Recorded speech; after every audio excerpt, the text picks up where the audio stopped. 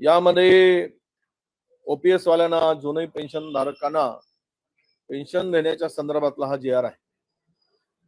खरं तर या जी आरच्या माध्यमातून हा जी आर पूर्णतः अनुकंपाधारकावर अन्याय करणार आहे.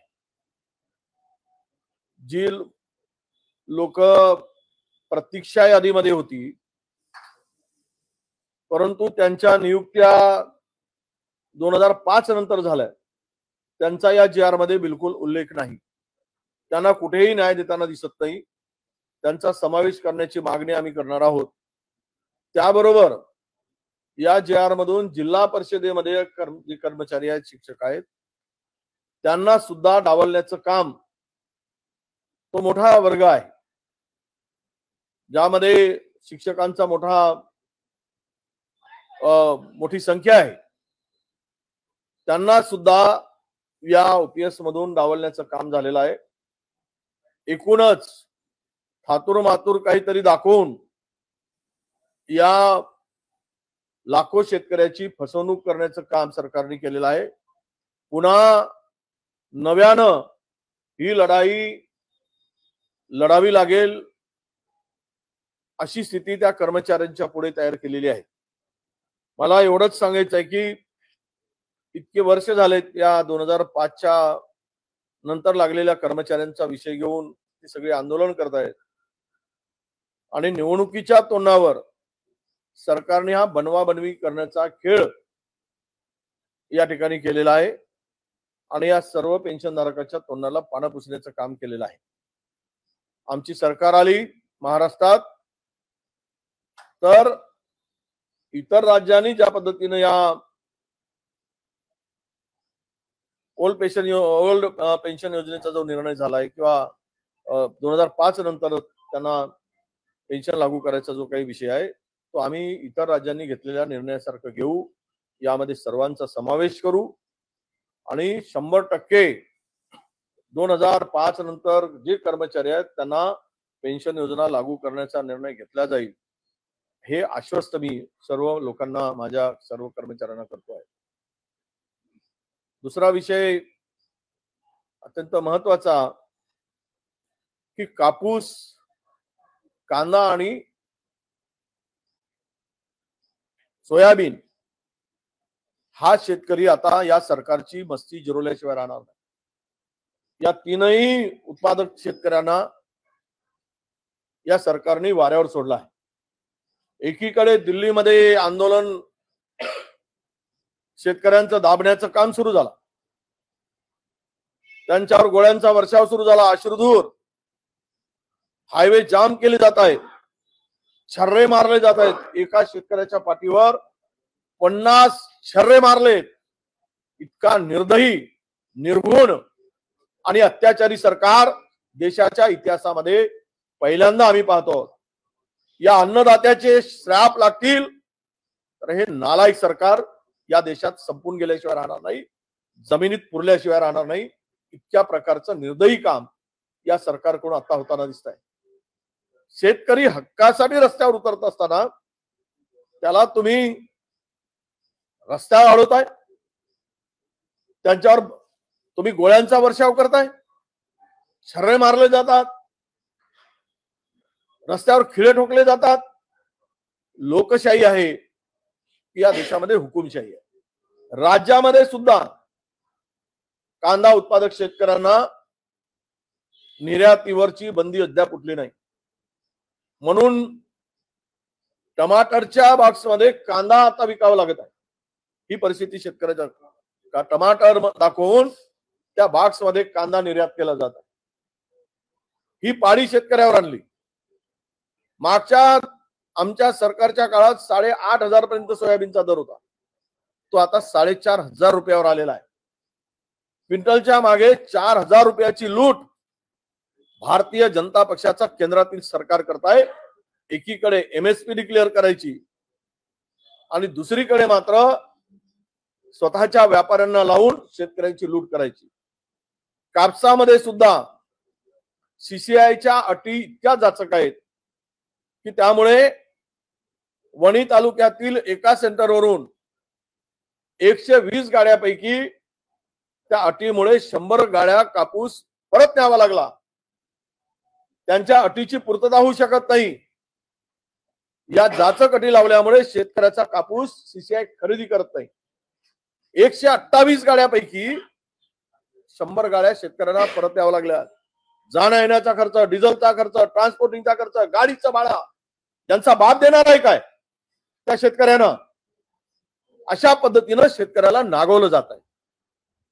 कापूस खरेदी होत नाही. कापसाचे दर पडलेत. शेतकऱ्याच्या घरात अजून कापूस पडू नये. खरेदी होत नाही. खरेदी केंद्रावर रिजेक्ट मारला जातो. कापूस पणन महासंघाकडून कापूस खरेदी होत नाही आहे.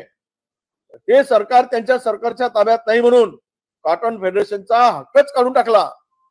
मागच्या वर्षीचे 100 कोटी रुपये कॉटन फेडरेशनचे सरकारने दिले नाहीत. नव्यानं कापूस खरेदी करू नये, नवीन सेंटर उभे राहू नये म्हणून. आणि व्यापाऱ्यांना खुली सूट दिली आहे.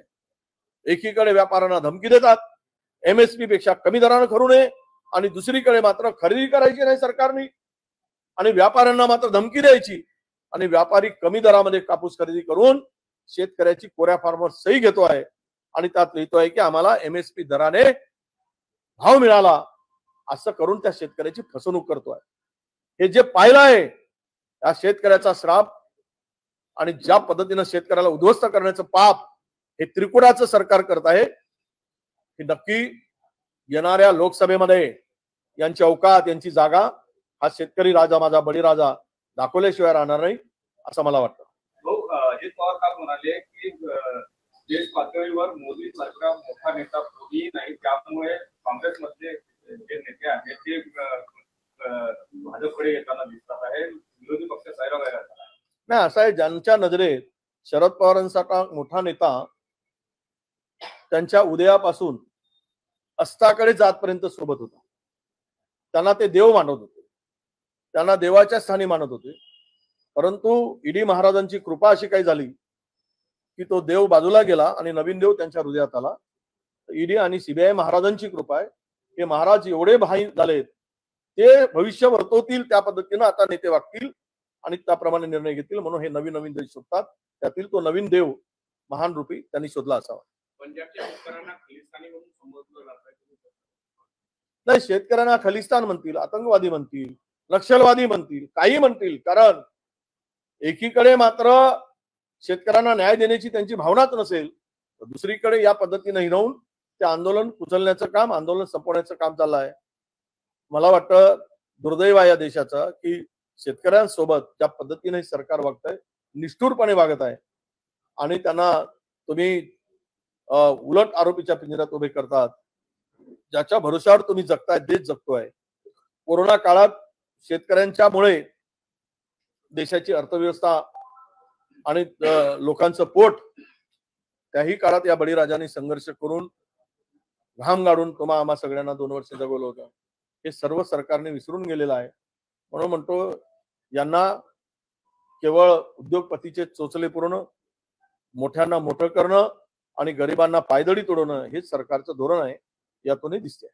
जारंगे पाटलांनी काल असं म्हटलं की आमच्या विरोधी जाईल त्यांना आम्ही टपकून टाकू अशा पद्धतीची भाषा केली. तायवाडे सरांनी म्हटलं का ओबीसीच्या लोकांना जर अशा पद्धतीने बोलत असेल तर आम्ही चूप बसणार नाही, गुन्हे दाखल झाले नाही. अरे बरोबर बोलले ते. आता मला हे कळत नाही की इतकी हिंमतच कशी होते. कोणी असू दे, तू काही कायद्याचा बाप थोडी झालाय. कोणी कायदा सगळ्यासाठी समान आहे. हा काही हुकुमशाह लागलाय काय कोणी कोणाविरुद्ध बोलू नये का? देशातला काही नवीन पुन्हा हुकुमशाह तयार होतो काय? अरे ज्याला जे मांडायचं ते मांडू दिलं पाहिजे. लोकशाही पद्धतीनं मांडू दिलं पाहिजे.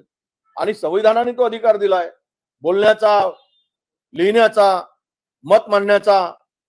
जर असं कोणी धमकावत असेल तर त्याला किती भीक घालायची हे जनता ठरवेल. ज्या पद्धतीची राजकीय भाषा आजकाल बोलली जात ही भाषा महाराष्ट्राची आहे. नाही, महाराष्ट्र तर नागळाच करून ठेवला. महाराष्ट्र उद्ध्वस्तच करून ठेवलाय. काय कायदा सुव्यवस्था राहिली?